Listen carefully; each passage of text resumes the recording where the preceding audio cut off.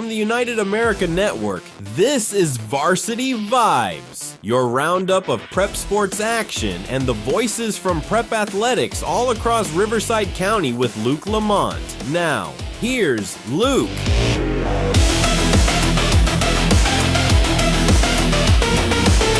The winter season has come and gone for sectional games. Riverside County saw a few teams competing last week for CIF titles, so let's check in on how those teams fared.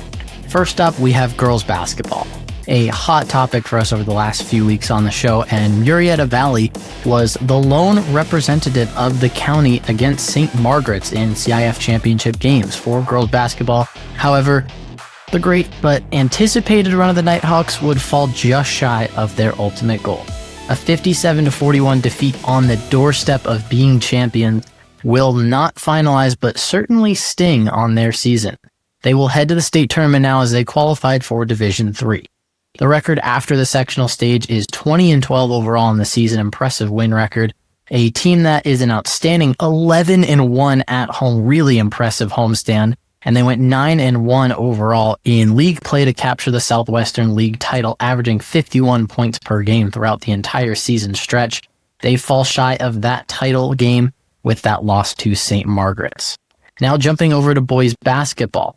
While not a title appearance, but it seems we must mention the Roosevelt Mustangs. They were one of the best teams in state history just last year, and they fell all the way from the open bracket down to Division II this year. They made quite the run all the way to the semifinals before falling to the eventual champions of that Division II bracket, Bishop Amat, 65-51 in that semifinal game for that final score to end the Mustang season, but still a fantastic run from them, a team that won the Open Division last year.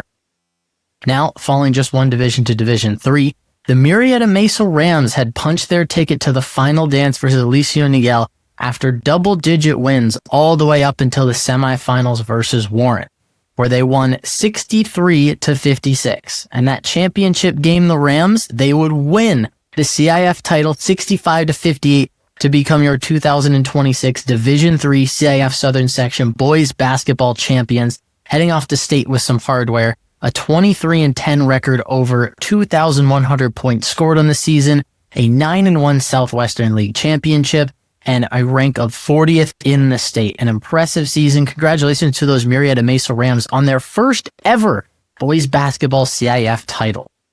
In Division IV, another situation where it isn't a title, but a phenomenal run from the Norte Vista Braves, making it all the way to the semifinal round. An 18-14 team punching their ticket to the state tournament after two wins that combined for 3 points total in a margin of their favorite versus Downey and Moorpark, a 1 point and a 2 point win in that order. A 7 point win versus Cathedral, then a narrow loss 69-62 versus Trabuco Hills to end things off. A great run, and they find themselves playing basketball into the month of March. A great feat for team ranked number 249 in the state to punch their ticket into that next tournament. Yet another semifinal in the playoffs now. Division VI, Moreno Valley powered through their first opening games. Low scoring to reach the semis, where Laguna Hills would send them packing 62-51. The team stays alive after making the Final Four, yet to face double-digit losses as well. 21-9 record on this team. They could be one to watch out for in the state playoffs. A little bit sneaky with how good their record is overall. Although Sunbelt champions, they will need to shake off a disappointing defeat in those sectional playoffs.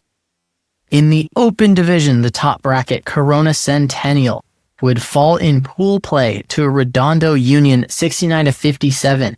The 18th ranked team would then fall 59-56 to Notre Dame in Sherman Oaks to end things off with a 26-7 record and a Big 8 championship, 5-0 in the league play for the Big 8 championship as well. Now, let's shift to girls soccer, our second to last sport being soccer overall. The Roosevelt Mustangs would fall into Division I this year and start with a 5-2 win, then back-to-back penalty kick wins to advance to the semifinals. Some really intense playoff matchups there.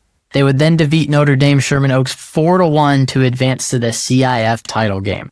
A matchup versus Newport Harbor, the Mustangs would go on to win the CIF title 1-0 and secure Riverside County's second winter sports CIF title of the year. The team finished ranked 5th in the state after finishing second in league behind Santiago. We'll get to those Sharks later on. and a 24-6 record will shine in gold after the Mustangs capture a second straight girls soccer CIF Southern Section title. Congratulations to those Mustangs. Now, we'll go all the way down to Division 4. San Jacinto went on quite the postseason run. Wins versus Polytechnic, Coachella, Patriot, and Arcadia punched their ticket to the CIF championship game versus Immaculate Heart. However, the Pandas would stand tall over the Tigers this time. A penalty kick, 0-0 win for Immaculate Heart, and a heartbreak for San Jacinto. However, the number 106 ranked team has a lot to hang their hats on, a fantastic season and a postseason run, as well as a 7-1 Mountain Pass League title after a 13-4-6 season to cap things off. Things stayed busy for Riverside County in Division 5. Coachella Valley made their way to a CIF title matchup versus the upstart school from Oxnard, Del Sol. While underdog Cinderella story of a new school winning a CIF gold sounds great, that story would not happen in this case. Coachella Valley would come out on top to win CIF title number 3 on the year for Riverside County for the winter sports, and their first ever as a school. Congratulations on the amazing feat and season down in Coachella Valley. An unreal 17-1-2 record and an 8-0-1 Desert Valley League title as well. All the gold is coming home with Coachella Valley this year. Now, in the open division, we said we'd get back to the Sharks. Here they are.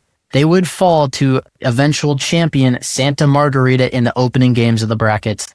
The Sharks finished 32nd with a 17-3-4 overall record and an 8-1-1 Big 8 title to cap off their season. Now, our final boys soccer recap. There is nothing to say in terms of playoff success, surprisingly. 0 teams reached the semifinal rounds of any of the tournaments. An overall shock and disappointing end to the boys soccer season in Riverside County. It is on to 2027 for boys soccer all across Riverside. Now, our final sport is water polo.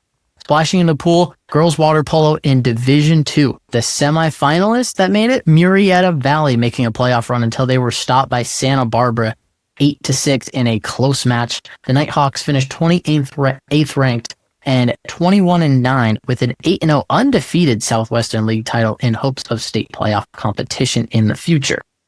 Chaparral would appear in the Division 3 semifinal round versus Glendora and will be blown out 15-4, finishing 84th ranked to end their season. 12-9 overall, surprise playoff run for them that fell short just in the end for the Pumas. Another semifinalist in Division 4 with Beaumont making an appearance. A shootout matchup was sure would be their downfall, 15-11. That one was a crazy close game. A lot of high scoring in that one. They played a lot of games this year, did Beaumont. 17-14-1 overall record and a ranking of 112 to cap things off. That's a grueling season. They did a great job making it that far into the semifinal rounds. And with that, that is the finale for winter sports. 3 CIF titles and a handful of great playoff runs to follow will cap off the 2025-26 winter season for Riverside County. We'll check in on some state tournaments, but the main shift is now going to be over to spring sports the next time you tune in. Boys volleyball and baseball are already underway, and there will be plenty to say about that. So please join us next time here on Varsity Vibes, brought to you by the United America Network. Varsity Vibes with Luke LaMonte is presented by the United America Network. Based in Riverside County, California, UAN is your home team for respecting the American way and countering the spread of misinformation. This is what democracy sounds and looks like.